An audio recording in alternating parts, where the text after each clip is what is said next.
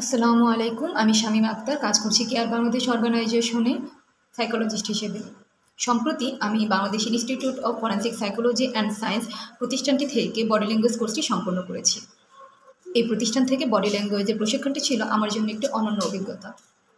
গবেষণায় দেখা যায়, মানুষ যখন কথা বলে তখন তার 7% ব্যবহৃত হয় উচ্চারিত কথার মাধ্যমে, 38% ব্যবহৃত হয় কণ্ঠ সম্বন্ধীয় মাধ্যমে এবং বাকি 55% ব্যবহৃত হয় বডি ল্যাঙ্গুয়েজের মাধ্যমে।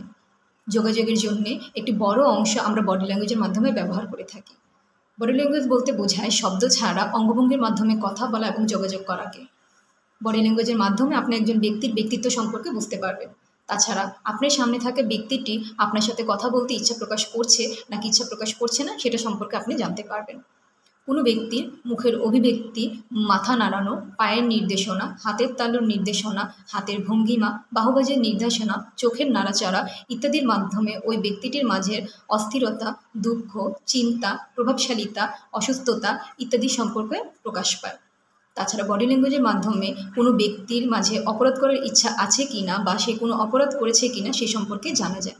বডি ল্যাঙ্গুয়েজের অন্যতম একটি বৈশিষ্ট্য হলো আপনি এর মাধ্যমে আপনার সামনে থাকা ব্যক্তিটির সাথে সঠিক উপায়ে কিভাবে যোগাযোগ করতে পারেন সেটা সম্পর্কে শেখা যায়।